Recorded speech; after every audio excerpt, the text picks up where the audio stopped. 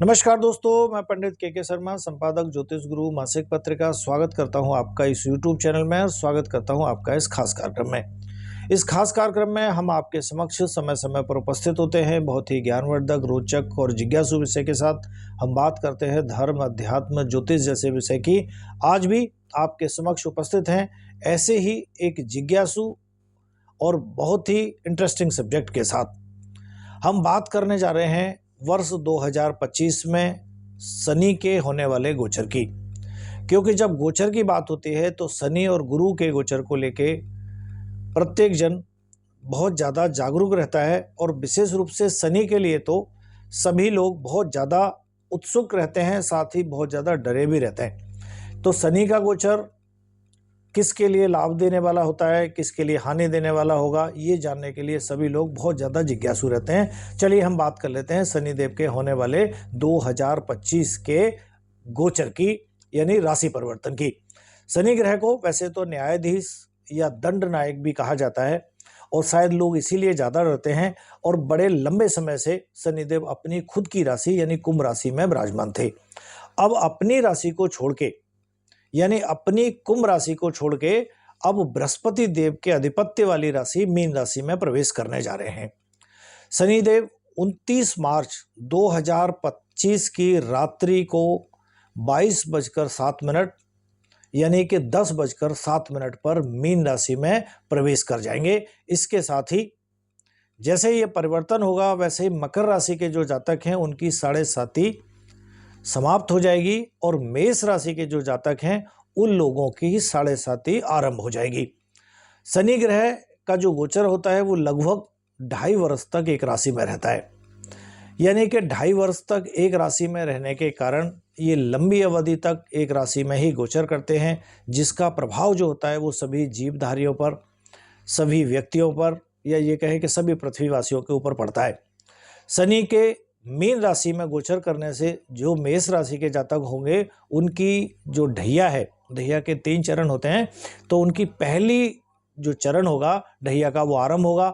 Mean राशि के जो जातक हैं उनका दूसरा चरण शुरू होगा और कुंभ राशि के जो जातक होंगे उनके लिए ये जो गोचर होगा वो उनकी 7.5 का अंतिम चरण साबित होगा।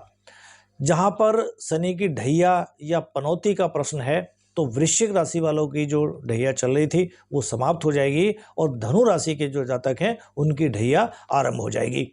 और जो कर्क राशि की जो कंटक ढैया चल रही थी, शनि की दशा चल रही थी, वो समाप्त होगी और वो ढैया सिंह राशि की चालू हो जाएगी। तो यानी इसी वर्ष 29 मार्च को शनि के कुंभ राशि से निकलकर मीन राशि में गोचर करने से पहले 22 फरवरी 2025 को प्रातः 11:23 पर शनि महाराज अस्त होंगे। अस्त एक ऐसी अवस्था होती है कि सूर्य के जब करीब पहुंच जाते हैं कोई भी ग्रह तो वो अस्तावस्था में माने जाते हैं। और जब ये 29 मार्च 2025 को मीन राशि में प्रवेश करेंगे तो उस समय पर भी इनकी जो अवस्था होगी वो अस्त-अवस्था ही होगी। वहीं 31 मार्च 2025 को रात्रि 12 बजे के बाद में, यानी कि 12:43 पर अस्त-अवस्था से ये उदित होंगे। तो मीन राशि वालों के लिए शनिदेव का जो प्रभावशाली ग्रह बन जाएंगे, इसी मीन राशि में 13 जुलाई 2025 को प्रातः 7:24 पर फिर से बकरी अवस्था में अपनी चाल शुरू करेंगे और 28 नवंबर 2025 को प्रातः 7:26 पर मार्गी अवस्था में आएंगे। तो मीन राशि में शनि महाराज के होने से देवगुरु बृहस्पति के ज्ञान की ये राशि है। जब शनि का गोचर होगा वहाँ पर तो विभिन्न अवस्थाओं से गुजरते हुए शनि देव ये बृहस्पति का जो नक्षत्र होगा पूर्वा भाद्रपद, अपने नक्षत्र उत्तरा भाद्रपद, बुध के नक्षत्र रेवती, इससे भी गुजरेंगे। शनिदेव का ये गोचर जो होगा विशेष रूप से प्रभावी रहेगा, जिसका आपकी राशि पर विशेष रूप से क्या प्रभाव पड़ेगा ये हम जानने का प्रयास करेंगे। विस्तार से हम बात करेंगे कि 2025 में ये शनि का जो परिवर्तन होगा वो आपकी राशि में, यानी आपके व्यवसाय पर, आपकी नौकरी पर, आपके निजी जीवन पर या आपके अन्य जो क्षेत्र हैं उन पर क्या क्या प्रभाव डालेगा। तो चलिए बात करेंगे सभी की अलग अलग राशियों की अलग अलग वीडियो में। चलिए बात करते हैं बिना देरी के राशि चक्र की अगली राशि की, यानी कि कर्क राशि की। कर्क राशि के जो जातक हैं उनके लिए कैसा रहने वाला है ये शनिदेव का गोचर, आइए जानने का प्रयास करते हैं। शनि का गोचर 2025 के अनुसार कर्क राशि के जो जातक हैं, यानी कर्क राशि जिनकी है, उनके लिए शनिदेव उनके 7th हाउस, सप्तम भाव और अष्टम भाव के स्वामी ग्रह होते हैं। और वर्तमान में ये जो गोचर होने वाला है वो आपके नवम भाव में होने वाला है, यानी कि शनिदेव इस अवधि में गोचर करके आपके 9वें भाव में प्रवेश करेंगे, जिससे जो कर्क राशि के जातक हैं उनकी जो कंटक ढैया चल रही थी शनि की, यानी पनौती जो चल रही थी शनि की, वो इस अवधि में समाप्त होगी।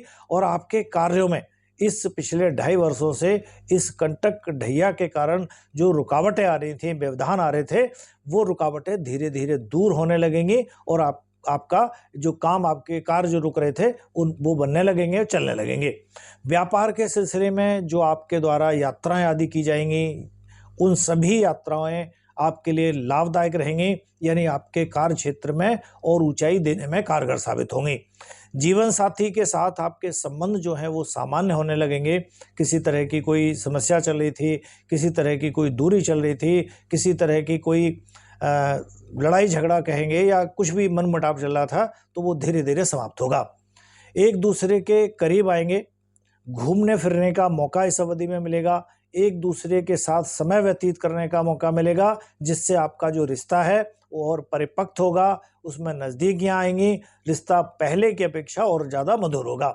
आपस में किसी तरह की कोई गलतफहमियाँ थी तो ऐसी स्थितियाँ बनेंगी कि वो गलतफहमियाँ दूर होंगी और आपसी जुड़ाव बढ़ेगा। इस अवधि में लंबी दूरी की जो यात्रा है, विदेश आदि की यात्रा है, उनके योग बनेंगे, यानी ऐसी यात्राएं आपको करनी पड़ेंगी। अचानक से आपको कहीं से धन आदि भी प्राप्त हो सकता है। लंबे समय से अगर कहीं आपका पैसा, धन कहीं अटका हुआ था, तो वो भी आपको इस समय पर प्राप्त हो सकता है। जुलाई से लेकर नवंबर के बीच में थोड़ा सा आपको सावधान भी रहने की जरूरत होगी। इस समय पर आपको स्वास्थ्य से जुड़ी हुई समस्याएं कुछ परेशान कर सकती हैं। उसके बाद का जो समय होगा वो आपके लिए अनुकूल होगा, क्योंकि यहाँ पर शनिदेव एकादश भाव, तृतीय भाव, छठे भाव को देखेंगे, जिससे आपके विरोधी परास्त होंगे, आमदनी में बढ़ोतरी होगी, आपकी जो इच्छाएं हैं उनमें उनकी पूर्ति होगी और जीवन में अचानक से धन लाभ होने के योग बनेंगे। अगर शेयर मार्केट आदि से जुड़े हैं आप, या वहाँ पर भी किसी तरह का आपने निवेश कर रखा है या निवेश करते हैं, तो वहाँ से भी आपको इस अवधि में धन लाभ होने की प्रबल संभावनाएं।